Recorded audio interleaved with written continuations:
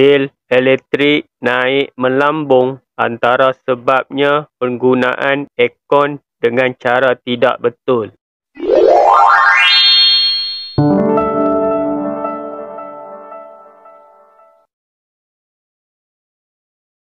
Hai, Assalamualaikum dan salam sejahtera. Selamat datang di channel Kita Buat, Kita Bikin. Kita kongsi ilmu, itu yang terbaik.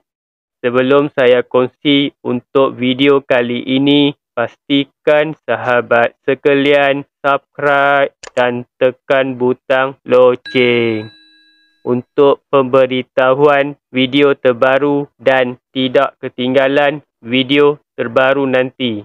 Okey, video kali ini saya hendak kongsikan tips cara penggunaan aircon bagi menjimatkan bil elektrik. Tahu tak sahabat sekalian, dengan cara betul penggunaan aircon dapat mengurangkan bil elektrik rumah kita. Yang pertama, faktor pemilihan kadaran horsepower untuk sesuatu kawasan dengan betul. Contohnya bilik, ruang tamu dan lain-lain. Dan juga faktor persekitaran bermain peranan juga. Pemilihan kadaran horsepower amat penting. Mana taknya jika aircon dipasang pada tempat yang tidak sesuai dengan kadaran horsepower, akan menyebabkan salah satu sebab bil elektrik naik. Bayangkan kawasan ruang itu besar dan ruang persekitaran mudah dimasuki oleh haba panas dari luar. Pada masa yang sama, aircon dipasang tidak sesuai dengan ruang tersebut. Apa akan terjadi? Kompresor akan terus bekerja untuk mencapai suhu yang dihendakinya. Disebabkan faktor pemilihan kadaran horsepower aircon tidak sesuai dengan kawasan tersebut, apabila kompresor itu terus bekerja, sudah semestinya kompresor bekerja menggunakan tenaga arus elektrik. Dari itulah bil elektrik akan melambung. Aircon dipasang untuk menyejukkan kita, itu betul. Tapi tidak guna kita membayar wang berlebihan untuk bil elektrik atas kesilapan pemilihan kadaran horsepower aircon. Jadi faktor pemilihan kadaran horsepower untuk sesuatu kawasan itu sangat penting dan bermain peranan juga untuk mengurangkan bil elektrik. Untuk pemilihan kadaran horsepower aircon untuk sesuatu kawasan, ada cara perkiraannya. Yang kedua, kita harus set suhu pada 24 atau 25 darjah Celsius. Suhu kawasan itu boleh mencapai, dan apabila suhu mencapai 24 darjah Celsius, kompresor akan slow down atau cut off untuk berehat apabila kompresor kurang bekerja. Sebab itulah dapat menjimat bil elektrik. Selepas beberapa minit suhu mencapai 26 atau 27 darjah Celsius, kompresor akan bekerja semula. Selepas itu suhu mencapai 24 darjah Celsius semula, kompresor cut off atau slow down semula. Itu adalah cara kompresor bekerja. Jika kita setkan suhu 16 darjah Celsius atau 18, suhu kawasan itu tidak dapat mencapai 16 atau 18 darjah Celsius, atau mengambil masa yang lama untuk mendapat 16 darjah Celsius. Jadi kompresor sentiasa bekerja untuk mencapai suhu 16 darjah Celsius. Apabila kompresor sentiasa bekerja, itu sebab bil elektrik naik tinggi.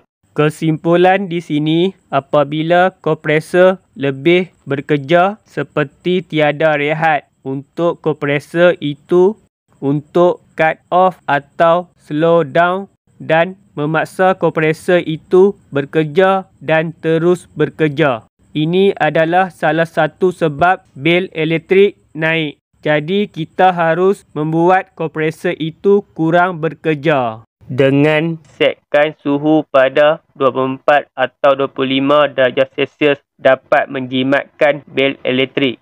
Yang ketiga, gunalah kipas angin semasa permulaan kita menggunakan aircon untuk mempercepatkan haba panas kurang dan suhu yang dikehendakinya akan cepat dicapai. Dengan cara ini dapat menjimatkan bel elektrik.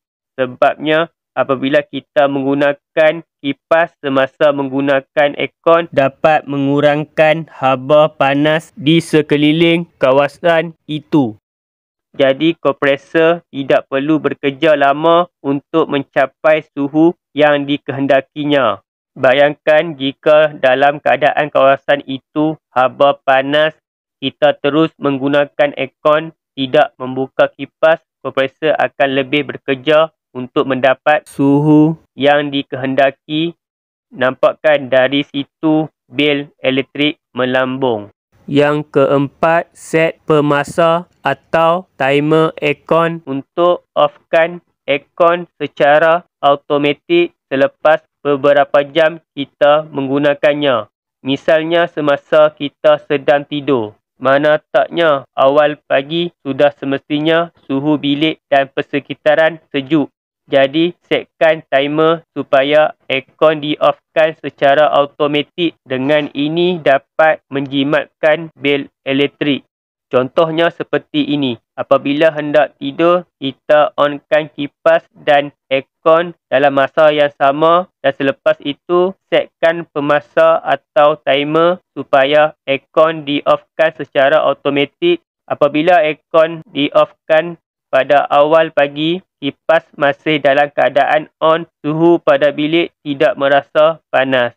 Dengan cara ini dapat mengurangkan bil elektrik. Yang kelima adalah tutup suis aircon. Ini adalah suis double pull atau suis dua kutub.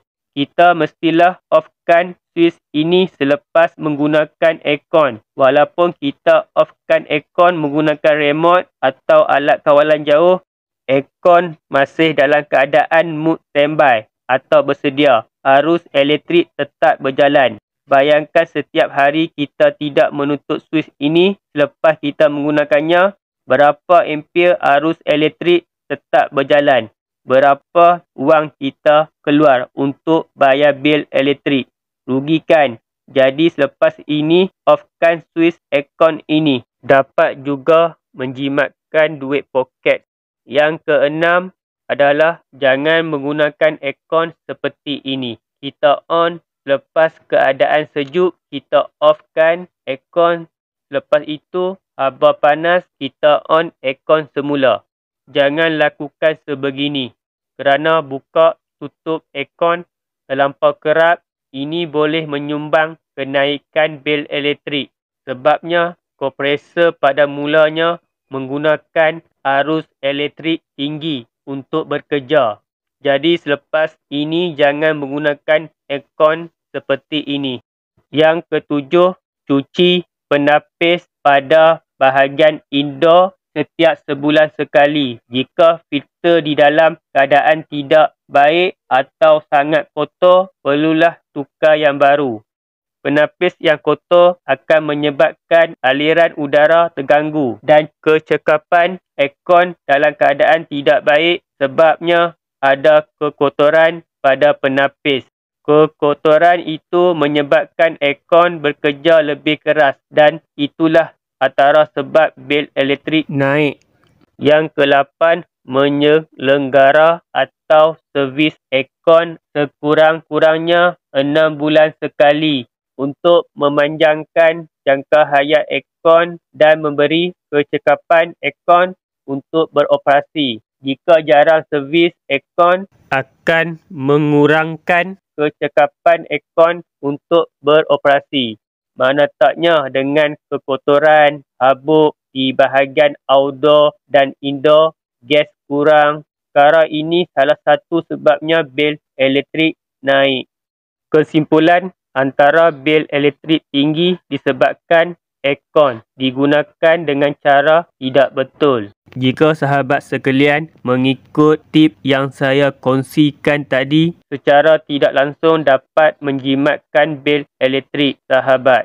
Okey, sampai di sini sahaja perkongsian kali ini. Semoga bermanfaat. Terima kasih menonton. Subscribe, like, komen dan share.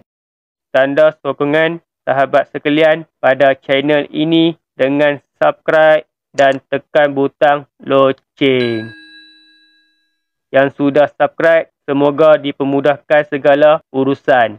Akhir sekali, saya Nasir dari channel Kita Buat, Kita Bikin. Kita kongsi ilmu, itu yang terbaik. Kita jumpa di video akan datang. Sahabat,